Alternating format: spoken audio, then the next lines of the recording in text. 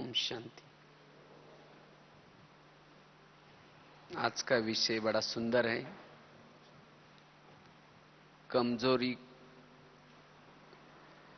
कमजोरी को समाप्त कर निर्विघ्न का पुरुषार्थ।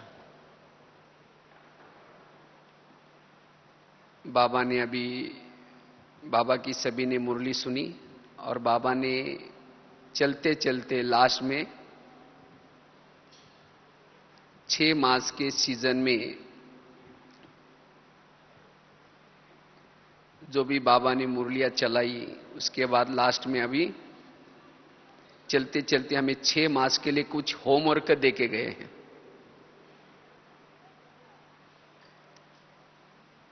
और वो होमवर्क बाबा ने कहा कि अगले सीजन में बाबा आएंगे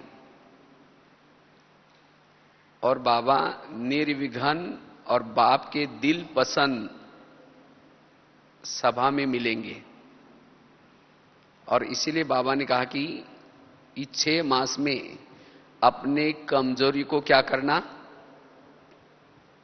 समाप्त करना। और उसके लिए बाबा ने सभी से हाथ भी खड़ा करवाया था।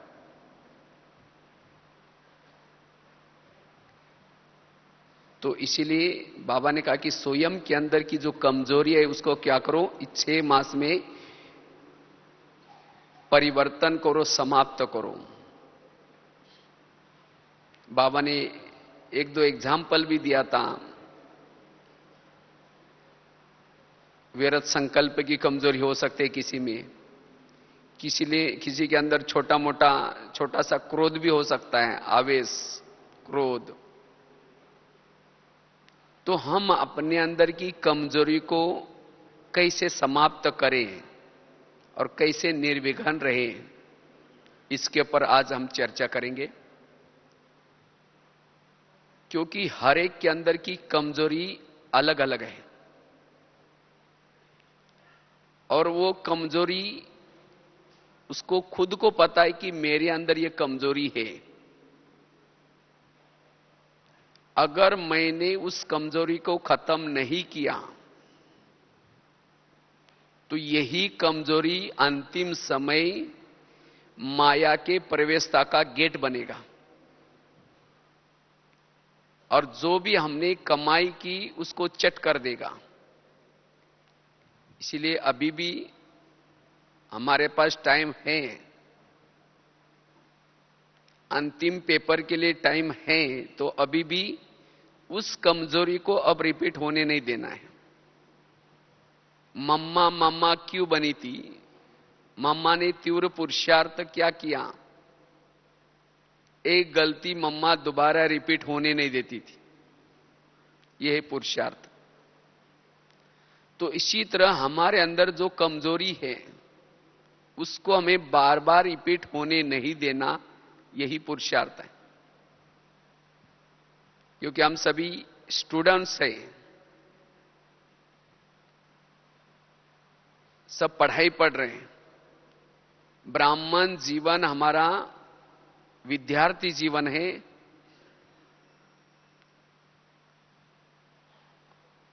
और ब्राह्मण जीवन में, विद्यार्थी में अलग अलग प्रकार की परिस्थिति आती हैं, विघ्न आते हैं। प्रकृति के द्वारा विघ्न आते हैं, जिन लोगों के बीच में रहते हैं उनके तरफ से विघ्न आते हैं, कभी कभी हमारे अपने कमजोरी संस्कार उसके तरफ से विघ्न आते हैं। और यही हमारा स्टडी है। और इस स्टडी में जो पास होता है, विघ्नों के पर जो जीत प्राप्त करता है, उसको डिग्री मिलते। कौन सी? ब्राह्मण जीवन हमारा विद्यार्थी जीवन है, फरिश्ता हमारी डिग्री है, देवता हमारी नौकरी है।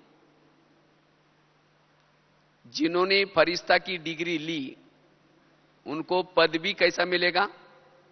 ऊंचा मिलेगा। जिन्होंने संस्कारों के वशीभूत बार बार हुए हैं उनको नौकरी भी फिर ऐसे मिलेगी। इसीलिए हमें अपनी कमजोरी को बार बार रिपीट होने नहीं देना। जो अपने ही कमजोरी के वश होता है वो अंतर्मुखी नहीं बन सकता। अपने कमजोरी के वश होने वाला उसके द्वारा श्रीमत का उल्लंघन होगा, क्योंकि कमजोरी के वश में है। कमजोरी के वश होने वाला इंद्रियों के अधीन है, और जो अधीन है वो कभी भी अधिकारी नहीं बन सकता, राजा नहीं बन सकता। कमजोरी के वश होने वाला अपने टाइम को वेस्ट करता है। कमजोरी के वश होने वाला वायुमंडल को खराब करता है। जो अपने ही कमजोरी के वश में है वो एक प्रकार आध्यात्मिक दृष्टि से बीमार है, और बीमार वाला दूसरों की सेवा क्या करेगा? वो सेवा लेगा।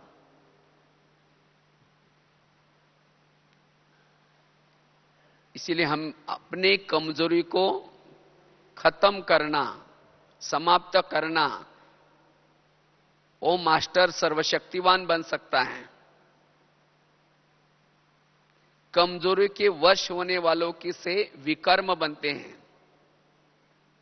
आज जिस कमजोरी के वश हम हुए हैं, कमजोरी के वश होते होते हमने अपनी राजाई गंवा दी। हमारा ताज था चला गया, तकत था चला गया, सब कुछ राजाई चली गई। क्यों? कमजोरी के वश होने से। इसीलिए बाबा कहते बच्चे अपने कमजोरी को ढूंढो और उसको अब समाप्त करो।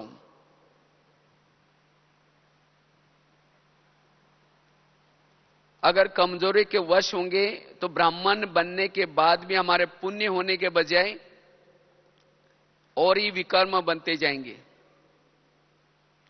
और विकर्म बनेंगे तो ब्राह्मण जीवन का जो आनंद है वो आनंद नहीं ले सकेंगे। इसलिए कई भाई बहनें कहते हैं हम जो पहले आए थे हमें बहुत अच्छा लगता था, अच्छा अनुभव होता था, लेकिन अब पता नहीं क्या हो गया है। तो ये क्या हो गया, उसका कारण है हम कमजोरी के बार बार वश हो रहे हैं। जितनी प्राप्ति है उतना हमारा घाटा भी है। अगर कमजोरी के वश हो गए एक का 100 गुना चढ़ जाता है। और ब्राह्मण बनने के बाद अगर हमारे विकर्म बन गए, अगर विकर्म हो गए तो उसकी सजा तो बहुत ज्यादा है। इसीलिए बाबा कहते हैं ना, धर्मराज से भी डरो। एक महाभारत में एक बहुत सुंदर एक दृष्टांत आता है। जब पांडव बड़े होते हैं, कौरव भी बड़े हो गए, तो सबको लगा कि हमें दोनों में से राजा किसको बनाया जाए। तो सभी कहते हैं दोनों की परीक्षा ली जाए, कौरवों की और पांडवों की। इसमें से जो योग्य है उनको राजा बनाया जाए। तो परीक्षा लेने के लिए एक बार दरबार बिठाया गया, और उसी दरबार में अचानक 4 लोगों को पकड़ करके लाया और सबसे पहले दुर्योधन को पूछा गया, दुर्योधन बेटा, अगर तुम भविष्य में राजकुमार बनोगे, अगर तुम्हारे राजाई के समय अगर ऐसी कोई केस आएगी, तुम उनको क्या सजा दोगे? ये 4 लोगों ने एक व्यक्ति का मर्डर किया है, तो बताओ क्या सजा देंगे? तो उस समय दुर्योधन बड़ा जोश से उठता है, कहता है अच्छा ये लोगों ने 4 ने मर्डर किया ना, इन 4 के भी मर्डर करो, गले काटो। अगर मैं राजकुमार बनूंगा तो मैं यही सजा दूंगा। फिर दूसरा चांस युधिष्ठिर को दिया, पूछा युधिष्ठिर बेटा, अगर तुम भविष्य में राजकुमार बनोगे, अगर तुम्हारे सामने कोई ऐसी केस आएगी, ये 4 ने मिलकर के एक व्यक्ति को मारा है, तो आप क्या सजा दोगे? युधिष्ठिर गंभीर हो गया, कहता अच्छा अगर बुरा ना मानो तो मैं इनकी जाति पूछता हूं। तो उस समय शकुनी जोर से उठता है, कहता है जाति से क्या मतलब है? क्योंकि उसको लगता है मेरे भांजा ने जो बोला वो सही बोला, लेकिन सब कहते हैं मतलब आई तब तो पूछ रहे हैं।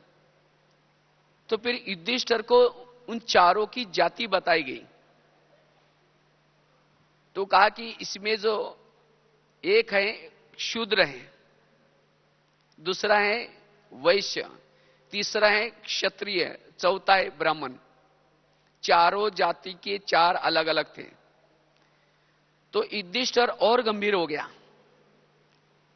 कहता है इसमें से जो शूद्र है उसको 2 साल की सजा दी जाए। उसमें से जो शूद्र है उसको 4 साल की सजा दी जाए। मारने में ये भी शामिल थे, मर्डर करने में। और कहा कि इसमें जो क्षत्रिय है उसको 6 साल की सजा दी जाए। और फिर कहता है इसमें जो ब्राह्मण है उसको क्या सजा देने है वो मैं नहीं कहूंगा, आचार्य द्रोण बाजू में बैठे वो कहेंगे, वो बताएंगे। ब्राह्मण है, समझदार है, ज्ञानी है, फिर भी ऐसा काम किया है। वास्तव में ये शास्त्रों के जो भी कुछ एग्जाम्पल्स है, उदाहरण है, ये संगम युग के यादगार हैं। आज हम भी क्षुद्र थे, उसी समय कोई हमारे से गलतियां हुई है, माफ हो सकती है। वैश्य थे, गलतियां हुई, माफ हो सकती है। क्षत्रिय थे, माफ हो सकती है उस समय की। लेकिन अगर ब्राह्मण बनकर के गलतियां कर रहे हैं, कोई कमजोरी के वश हो रहे हैं, उसको माफ नहीं की जा सकती। इसीलिए बाबा कहते बच्चे ब्राह्मण बनने के बाद अटेंशन रखो। एक बार अगर गलतियां होना शुरू हो जाएगा, बोझ चढ़ेगा, ना योग लगेगा, ना ब्राह्मण जीवन का आनंद ले सकेंगे। इसीलिए बाबा कहते धर्मराज से तो डरो थोड़ा। इसलिए हर एक अपनी अपनी कमजोरी को पहचाने कि मेरे अंदर की कौन सी कमजोरी है, और वो कब आते हैं, कैसी आते हैं, पता भी नहीं चलेगा। ऐसे कमजोरी के ऊपर जीत प्राप्त करने का पुरुषार्थ, तो ये पुरुषार्थ जिसका होगा वही सदा खुश रह सकता है। कमजोरी के वश होने वाला सदा खुश नहीं रहेगा। इसलिए बाबा ने अटेंशन भी दिया, माया आएगी, बातें आएंगी, लेकिन उसके पर जीत प्राप्त करना है। अगर हमने कमजोरी को खत्म नहीं किया और बाकी और पुरुषार्थ कर रहे हैं, जैसे राम और रावण का युद्ध चलता है, राम और रावण युद्ध करते हैं। राम क्या करता है, रावण का एक सिर काटता है, फिर दूसरा काटता है, जो काटा हुआ दोबारा जुड़ जाता है। रावण और जोर जोर से हंसता है। फिर तीसरा काटता है, फिर जुड़ जाता है, फिर काटता है, फिर जुड़ जाता है। राम परेशान हो गए। विभीषण उनके पास आया और कहता है ये ऐसा नहीं मरेगा, आप उसके नाभि में तीर लगाओ। और जब रावण के नाभि में तीर लगाया तो रावण क्या हो गया, मर गया। तो इसी तरह आज हम भी रावण को मारने में लगे हैं। कोई 10 साल से लगा है, कोई 40 साल से लगा हुआ है, कोई 5 साल से, कोई 20 साल से, लेकिन रावण के गले काट रहे हैं। कभी काम का गला काट देते हैं, कभी क्रोध का काट देते हैं। गले तो काट देते हैं, लेकिन वो दोबारा जुड़ जाते हैं। इसीलिए हम कभी कभी परेशान होते हैं, कहते हैं मैंने इस बुराई को तो छोड़ दिया था, फिर दोबारा कैसी आ गई? क्योंकि हमने उसके गले काट रहे हैं। लेकिन रावण को खत्म करने का स्थान है नाभि, अर्थात जो हर एक की जो कमजोरी है, जो कमजोरी आपके जीवन में बार बार रिपीट होते हैं, वो है अपने अंदर का रावण खत्म करने की नाभि। इसीलिए इस 6 मास में उस नाभि के अंदर तीर लगाना है, उसको रिपीट होने नहीं देना है, तब रावण के गले कटेंगे। तो यह है पुरुषार्थ। तो सबसे पहले हम कमजोरी को, अपने अपने अंदर जो कमजोरी है उसको हम कैसे पहचाने कि मेरी क्या कमजोरी है, मेरी अपनी खुद की क्या कमजोरी है, वो कैसे पहचाने। हर एक को अपनी अपनी जीवन कहानी तो पता है, इस जीवन की लाश का जो जन्म है इसकी कहानी तो सबको पता है। तो मेरे अपने जीवन काल में बचपन के 6 साल से लेकर के ज्ञान में आने तक मेरी कौन सी ऐसी कमजोरी रही जिसके कारण मैंने कुछ गलतियां की है, जिसके कारण मैंने कुछ नियम संयमों का उल्लंघन किया है। कौन सी मेरे अंदर ऐसी ज्यादा कमजोरी थी जिसके कारण मैं माया की तरफ आकर्षित होता रहा, कुछ गलतियां करता रहा, और जिसके कारण अभी भी मेरा दिल खाता है।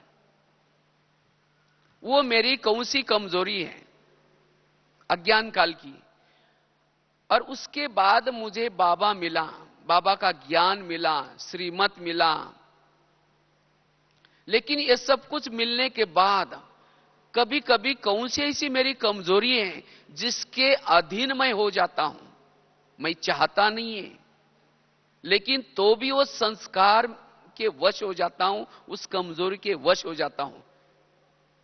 और दोनों देखा जाए, अज्ञान काल की और ज्ञान की वही होगी। भले अभी उसका रूप बदल गया होगा, पहले एक्टिविटी में आता था, अभी कभी संकल्प में आता है, कभी दृष्टि में आता होगा, कभी कभी कर्मों में अभी भी आता होगा। तो जिस संस्कार के वश या जिस कमजोरी के वश अब बार बार होते हैं वो है मेरी अपनी खुद की कमजोरी। और इस कमजोरी को ही हमें खत्म करना है। और इस कमजोरी को अगर हम खत्म करेंगे तो बाकी जो छोटी छोटी कमजोरी है वो भी खत्म हो जाएंगी। जैसे युद्ध में एक नीति होती है, इधर दुर्योधन की सेना है, दूसरी तरफ अर्जुन की सेना है। तो दुर्योधन किसको तीर मारेगा, ये अर्जुन किसको मारेगा? अर्जुन दुर्योधन को मारेगा, उसकी बाकी जो छोटी छोटी सेना है उसको नहीं मारेगा। अगर दुर्योधन मर जाएगा तो बाकी सेना जो रही है वो सब भाग जाएंगी, क्योंकि उसका जो मेन है वो क्या हो गया, मर गया। अर्जुन अगर दुर्योधन को मारने के बजाय बाकी सबको मारता जा रहा है, मारता जा रहा है, मारता जा रहा है, उसको विजय नहीं कहेंगे। इसी तरह आज हमें भी युद्ध करना है। हम क्या कहते हैं, हम ज्ञान में आए, मैंने ये छोड़ा, ये छोड़ा, ये छोड़ा, ये छोड़ा, बस ये एक रह गया है। और जो रह गया है वो जब हमारे ऊपर अटैक करता है, जिसको अब तक हमने छोड़ा था वो दोबारा जिंदे हो जाते हैं।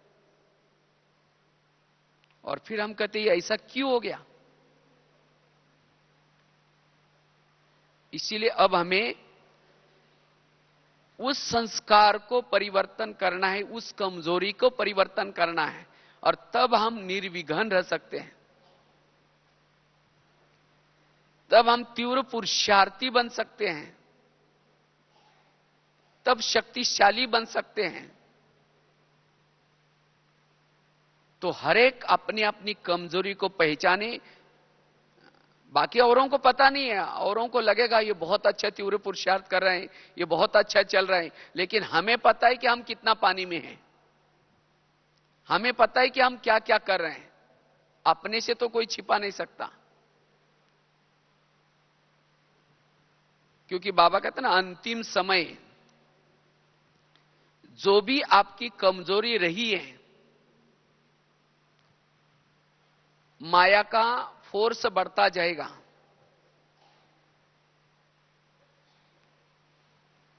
कईयों को लगता है वो कमजोरी तो विनाश के समय पूरी हो जाएगी, लेकिन ऐसी कोई बात नहीं है। विनाश के समय अनेक आत्माएं शरीर छोड़ेंगे, और जब वो आत्माएं परमधाम में तो नहीं जाएंगे, भटकती रहेंगी, लेकिन जो इस धरती पर आत्माएं हैं, जिस संस्कार जो आत्माएं जो शरीर छोड़े हैं, जिनके जो संस्कार हैं, ऐसे संस्कार वालों के आत्मा के अंदर प्रवेश करेगी, शरीर में प्रवेश करेगी और अपनी इच्छाएं पूर्ण करेंगी। और उस समय हमें पश्चाताप होगा, अरे ये क्या हो रहा है, मुझे ये कमजोरी कंट्रोल नहीं हो रहे। क्यों? क्योंकि और आत्मा आपके अंदर प्रवेश करके वो गलत काम कर रहे हैं। इसीलिए बाबा कहते, बच्चे हमारे अंदर जो भी संस्कारों के अंश हैं, उस अंश के वंश को भी खत्म करना है। इसीलिए अब हमें इस 6 मास में बाबा ने इशारा किया है उस कमजोरी को खत्म करने का, और तब हमारी खुशी सदा बनी रहेगी। क्योंकि वो कमजोरी हमारी खुशी को लेके जाता है, हमारे की हुई कमाई को लेके जाता है। इसीलिए उसको परिवर्तन करना है। तो उस कमजोरी को हम कैसे परिवर्तन करें, उसके लिए हम क्या क्या पुरुषार्थ करें, उसके ऊपर थोड़ी चर्चा करते हैं। जो कमजोरी है उसको कैसे ढूंढना है और क्यों जरूरी है, इसको तो समझ लिया ना। मेरे अंदर कौन सी कमजोर संस्कार है वो समझ लिया ना। और वास्तव में यही कमजोरी मेरा दुश्मन है। और वो जब कमजोरी की बातें जब सामने आते हैं, हम हार जाते हैं। जैसे भीष्म के सामने जब शिकंडी आ जाता था, उसके तीर और उसके कोई भी हथियार काम नहीं करते थे, चुप हो जाता था। इसी तरह हरेक की कमजोरी हरेक के लिए शिकंडी है। क्यों? मैंने उस कमजोरी को अपना साथी बना करके अल्पकाल का सुख जन्म जन्मांतर का लिया है। और इसीलिए जब वो शिकंडी सामने आता है, हमारे पास ज्ञान बल, योग बल काम नहीं करता। इसीलिए अब उसके ऊपर हमें जीत प्राप्त करना है। ये हमारा अंतिम पुरुषार्थ है। और जब उस कमजोरी के ऊपर जीत प्राप्त करेंगे, हमारी शक्तियां बचेगी, हम स्वयं को मास्टर सर्वशक्तिवान बना सकेंगे। कर्मातीत बनने के लिए यह बहुत बड़ा रोड़ा है। तो ऐसे कमजोरी को हम कैसे परिवर्तन करें, उसके लिए सबसे पहली युक्ति है, जब हम अमृत वेला करते हैं तो अमृत वेले के समय अगर उस कमजोरी की कुछ संकल्प चलते हैं, अगर उस कमजोरी की कुछ बातें आती हैं, तो बाबा को सच्चे दिल से सुनाओ। जैसे कोई डॉक्टर होता है और जब अपने वार्ड में चेकिंग करने के लिए जाता है, हॉस्पिटल में जाता है, तो हर वार्ड में डॉक्टर का चेकिंग करने का समय अलग अलग होता है। और उसी समय पेशेंट क्या करते हैं, उठ करके अपनी अपनी जो भी उनकी बीमारी है वो सुनाते हैं। डॉक्टर साहब मुझे ऐसा हुआ, ये हुआ। तो डॉक्टर उसकी क्या करता है, दवाई देता है। तो इसी तरह यह दुनिया भी बहुत बड़ा एक हॉस्पिटल है। और इसी हॉस्पिटल में भी अलग अलग वार्ड बने हैं, America ward, Africa ward, Asia ward, अलग अलग वार्ड हैं। और हम कौन से वार्ड में रहते हैं? एशिया वार्ड में रहते हैं। और डॉक्टर का, बाबा का आने का समय है, शिव बाबा हमारा डॉक्टर हैं, और उसका आने का टाइम इस वार्ड में सवेरे 2 बजे से लेकर के 5 बजे तक चक्कर लगाता है। तो उसी समय हमें भी उठ करके क्या करनी है, अपनी बीमारी बतानी है।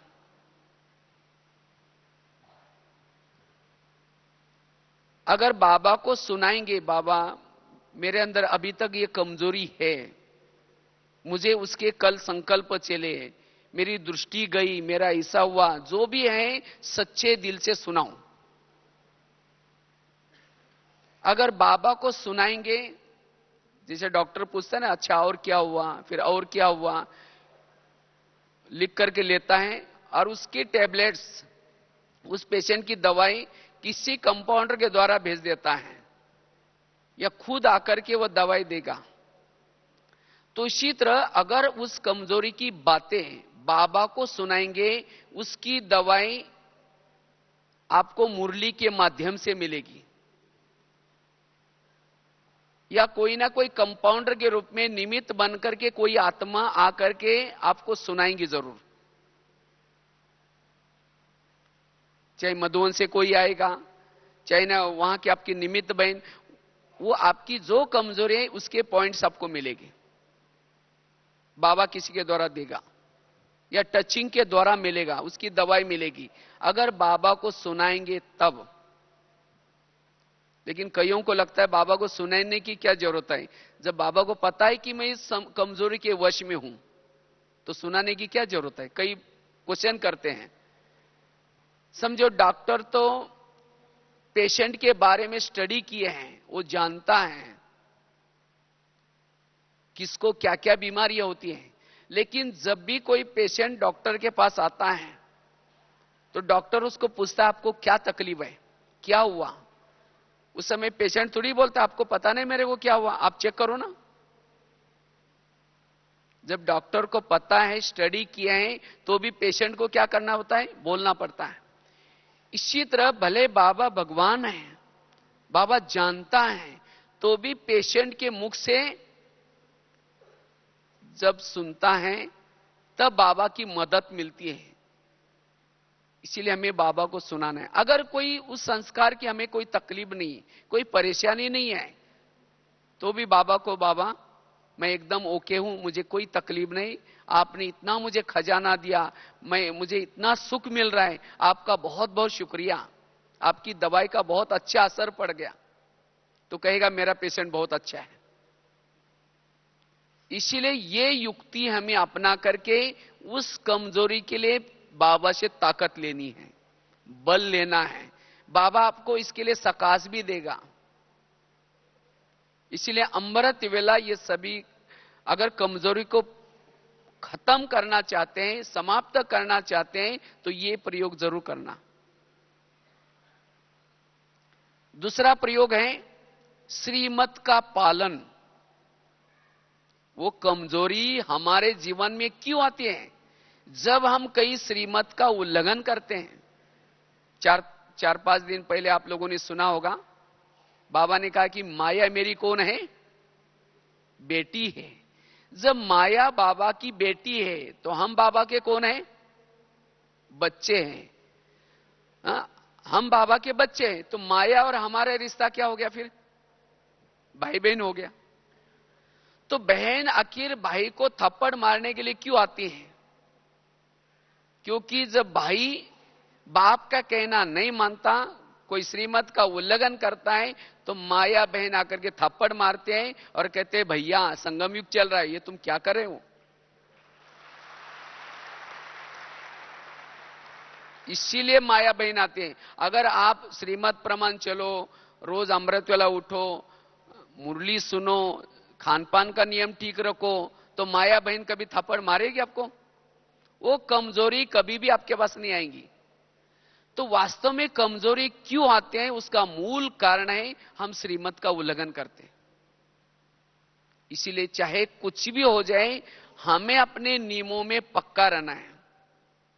और जो नियमों में पक्का है, कभी भी अमृत वेले के लिए, मुरली सुनने के लिए, नुमा शाम के लिए, जो भी खान पान के लिए आलस अलबेलापन नहीं करता, नियम पर पक्का रहता है, माया बहन कभी भी नहीं आएंगी।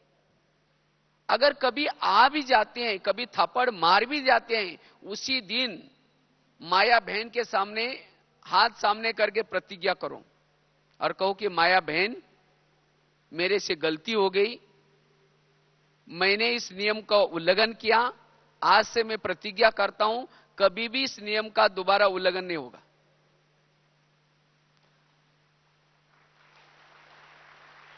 तो जो नियम में पक्का है, ईश्वरीय नियम मर्यादा में चलता है, वो कमजोरी कभी भी उसके जीवन में नहीं आएगी।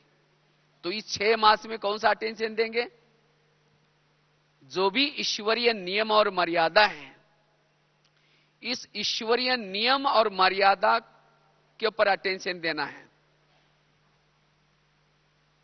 क्योंकि ईश्वरीय नियम और मर्यादा में चलने से हमें ताकत मिलती है, बल मिलता है, आत्माभिमानी स्थिति होती है, और जहां आत्माभिमानी स्थिति है वहां कमजोरी आ नहीं सकती। कमजोरी क्यों आते हैं? देह भान के कारण आती है। और देह भान क्यों आता है? नियम का पालन नहीं करते। तो जो बाबा ने हमें नियम दिए हैं उसका कारण है उस आत्माभिमानी स्थिति बनाने के लिए दिया है। इसलिए नियम मर्यादा का पालन। तीसरी बात है, अगर हम अपने कमजोरी को समाप्त करना है और अपने जीवन के पुरुषार्थ को निर्विघ्न बनाना है, उसके लिए जब भी हम रोज की मुरली सुनते हैं, मुरली सुनते समय हमारे अंदर की जो कमजोरी है और उस कमजोरी के ऊपर जीत प्राप्त करने वाली कौन सी बात बाबा ने सुनाई है, उसको कैच करना है। मुरली सुनते समय, जब हम मुरली सुनते हैं, बड़े ध्यान से मुरली सुननी है। जैसे आप डिस्पेंसरी में जाएंगे, आप दवाएं मांगेंगे, कौन सी मांगेंगे? जो आपको तकलीफ है, जिस प्रकार की बीमारी है, वही दवाई मांगेंगे ना। डिस्पेंसरी में तो हर प्रकार की बीमारियों की दवाई मिलेगी, लेकिन आप मांगेंगे कौन सी? जो तकलीफ है, जो प्रॉब्लम है। अगर किसी को सिर दर्द है तो सिर दर्द की दवाई मांगेंगे, अगर पेट दर्द है तो पेट दर्द की दवाई मांगेंगे। अगर सिर में दर्द है और कहेंगे पेट दर्द की दवाई दो, उसका कोई असर नहीं पड़ेगा। इसी तरह मुरली भी एक डिस्पेंसरी है, इसके अंदर काम, क्रोध, लोभ, मोह सभी विकारों की दवाई मिलती है। तो मेरे अंदर की कमजोरी क्या है और उसके लिए बाबा की दवाई क्या है, वो कैच करना है। और सारा दिन उस बातों को बुद्धि में रखना है, और तब जाकर के वो कमजोरी का असर नहीं होगा।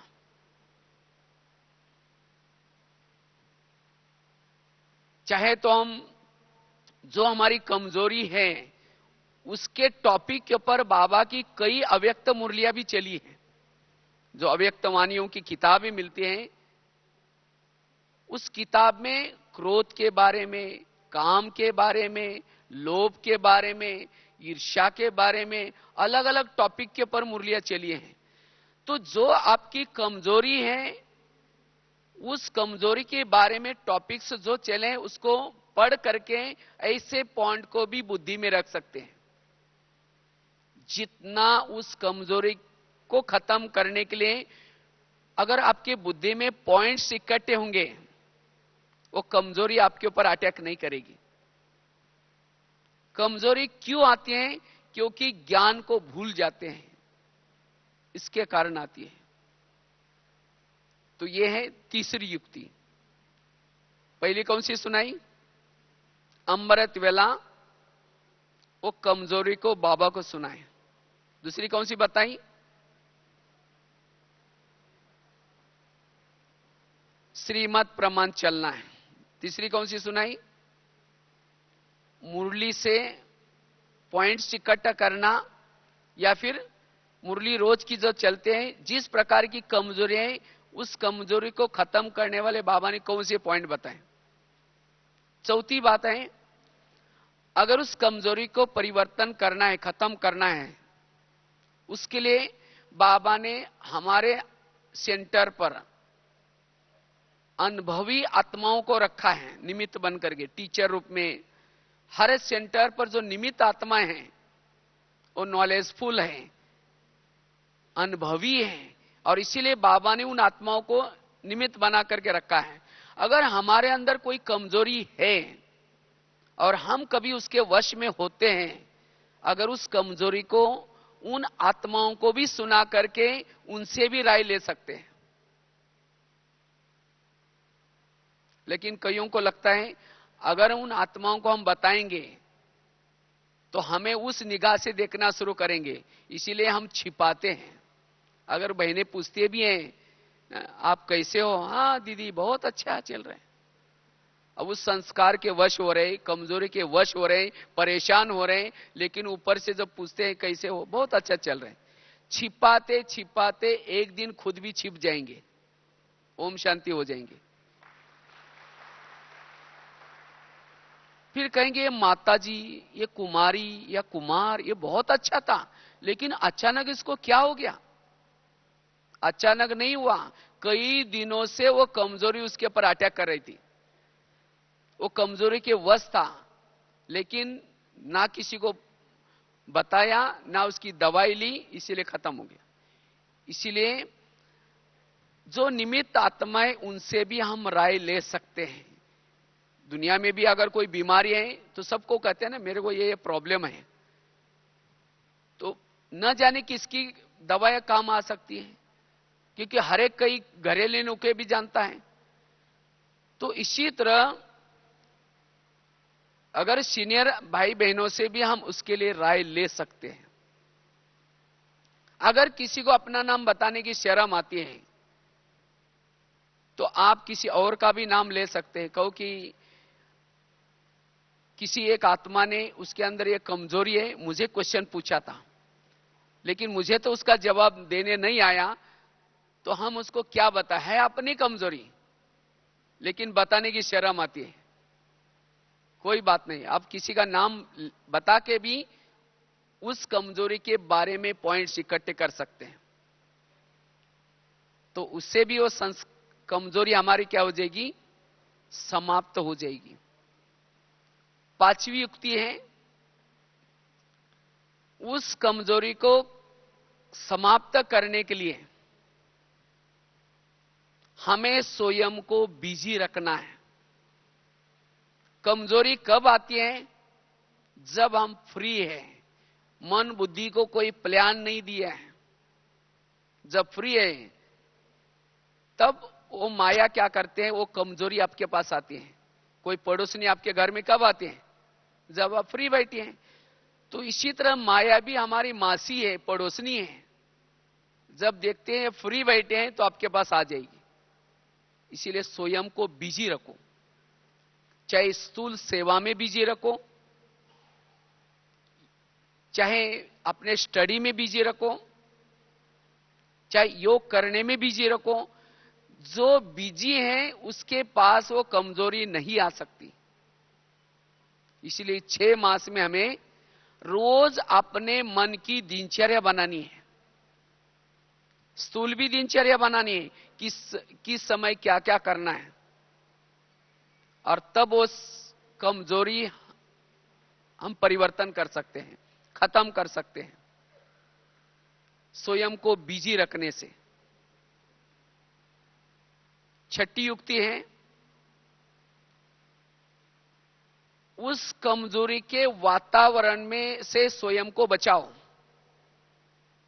जो हमारे अंदर कमजोरी है, पता है कि कई बार हम उसके वश में हुए हैं, तो कौन से वातावरण में जाने से, कौन सी बातें देखने से, क्या पढ़ने से, क्या करने से वो मेरी कमजोरी जागृत होती है, उन वातावरण से स्वयं को बचाओ।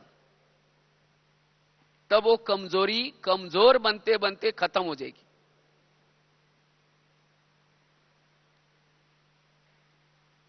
समझो किसी की कमजोरी है काम विकार की। अगर ऐसी आत्मा फैशन कर रहे हैं, कोई ऐसी किताबें पढ़ रहे हैं, कोई सीरियल देख रहे हैं,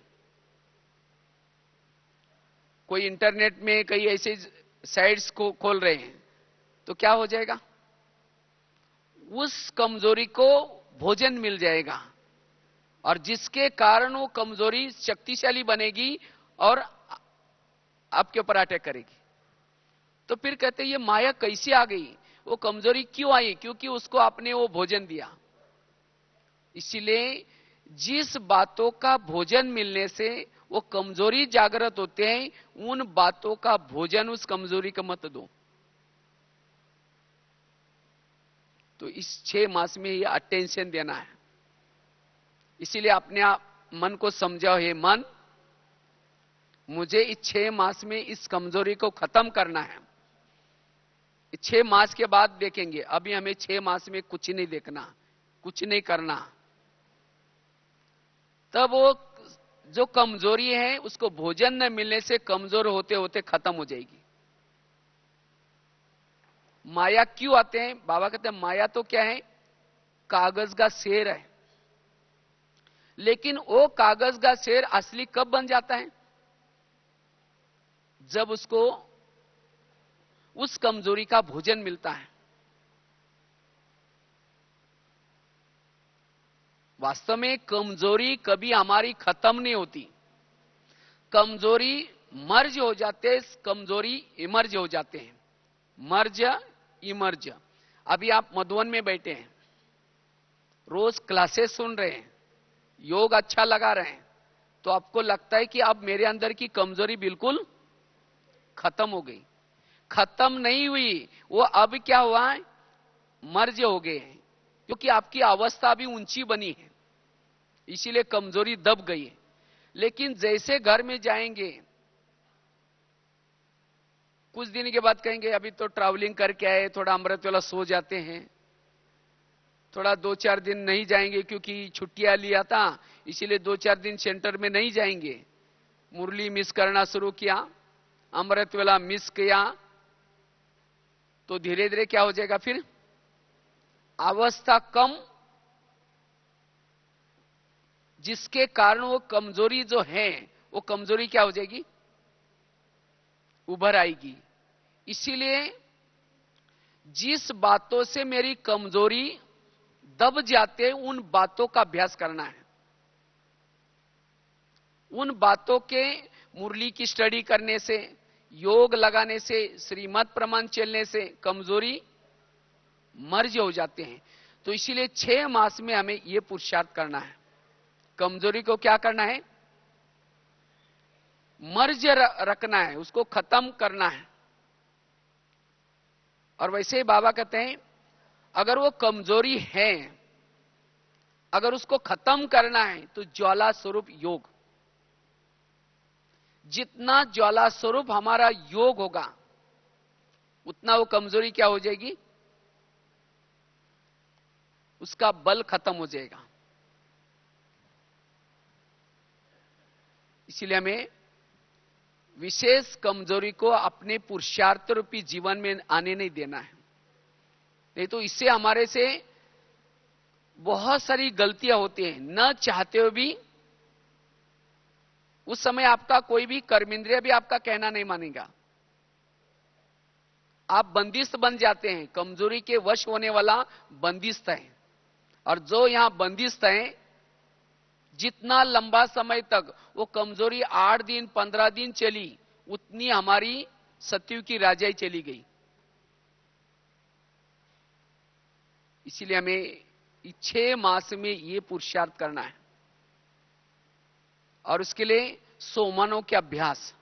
जितना सोमान में रहेंगे, नशे में रहेंगे, उतना वो कमजोरी क्या हो जाएगी, मर्ज रहेगी। और वास्तव में वो कमजोरी हमारे पुरुषार्थ में क्यों आती है, उसका कारण है जब हम योग से सुख नहीं लेते हैं, क्योंकि आत्मा सुख स्वरूप है, आत्मा को सुख चाहिए। जब हम योग से सुख नहीं लेते हैं, तो फिर मन बुद्धि क्या होते हैं, उस कमजोरी के वश हो जाते हैं, क्योंकि आत्मा को सुख चाहिए, चाहे विकारों से लो, चाहे योग से लो। अगर योग से सुख नहीं लेंगे, तब कमजोरी का क्षणिक सुख ले लेते हैं और उसके वश में हो जाते हैं। इसीलिए हमें रोज अपने दिनचर्या में ये योग को अच्छी तरह एडिशन करना है, क्योंकि योग से आत्मा की प्यास बुझ जाती है। जब आत्मा की प्यास बुझ जाती है, योग से अतीन्द्रिय सुख मिल जाता है, तो उस कमजोरी के तरफ देखने, उसे वैराग आ जाता है, उसे नफरत आ जाते उस कमजोरी से। अगर किसने जिलेबी खाई, उसके सामने मुरमुरा रखो, फीका लगेगा।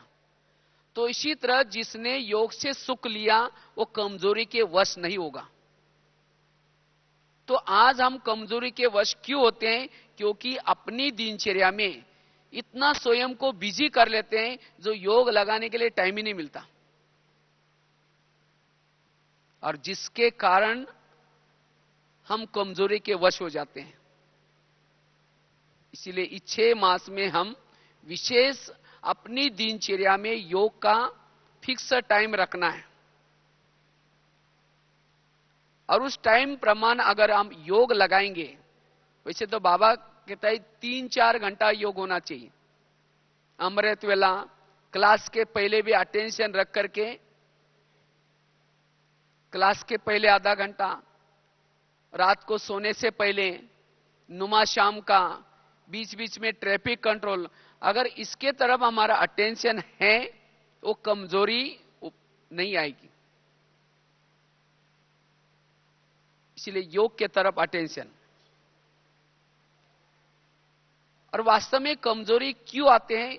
जो हमें अच्छा लगता है, हर एक को कोई ना कोई स्थिति का पुरुषार्थ अच्छा लगता है, जब हम उसके तरफ ध्यान नहीं देते तब वो कमजोरी आती है।